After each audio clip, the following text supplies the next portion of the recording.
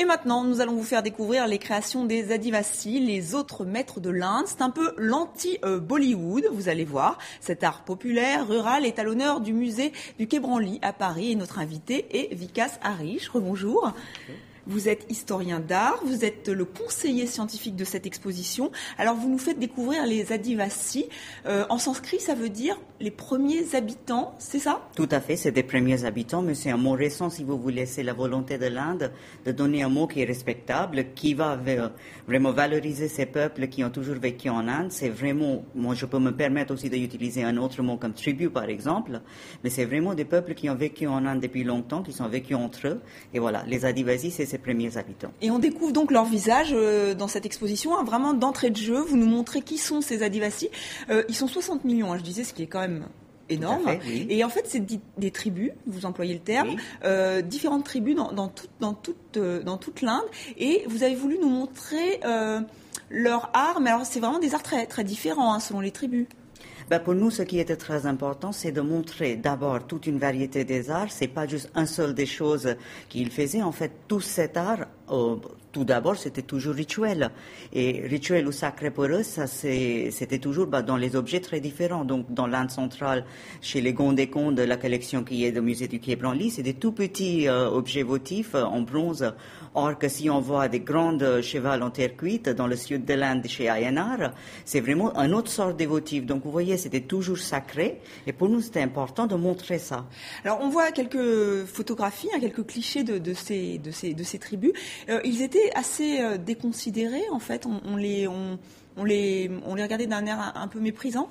Tout à fait. En fait, même pour nous, c'était très important. Cette première partie de l'exposition, l'introduction, justement, c'est les regards portés par les autres. C'est-à-dire qu'au moment de colonisation, le regard porté, c'était dans un sens de le mettre dans des cadres.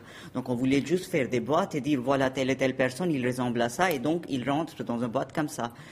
Après, le regard porté, même en Inde, même si la constitution indienne le valorise égal comme tous les autres, était toujours un regard, c'est les autres. Et pour nous, c'est important à dire, c'est les autres maîtres. C'est des autres, oui, mais c'est des autres maîtres, c'est très important. Alors c'est la première exposition d'une telle envergure, aussi exhaustive, hein, où vraiment on découvre différentes sortes d'art. On va voir on a vu quelques images hein, où vraiment on voit la différence entre donc ces grandes, on va voir des grands chevaux, des figures votives en terre cuite. Il y a vous parliez tout à l'heure de toutes petites sculptures, mais en même temps, vous avez aussi voulu nous montrer que cet art qui était au début rituel, sacré, est devenu un art à part entière. Et on découvre deux grandes figures majeures qui ont été mises en avant, c'est-à-dire Jangar Singh Shyam et Jivya Soma Maché. C'est vraiment les deux grandes figures de cet art populaire, tribal. Voilà, juste pour vous dire, le contemporain chez eux est devenu très très important parce que leur vie change.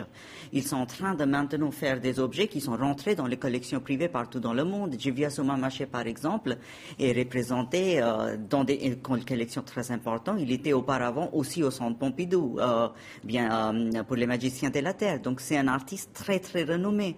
Jangar Singh Shyam lui-même et a donné naissance à toute une sorte de peinture maintenant qu'on appelle Gond painting. Donc c'est vraiment Jangar qui a créé cette art. Des précurseurs et voilà. Alors juste là on voit quelques toiles de Jivya Soma Maché. Lui, qu'est-ce qu'il a apporté en fait? Jivya sort d'une communauté, les Varli, qui, chez les Varli, c'était toujours les femmes qui peignaient au moment rituel, toujours sur les murs.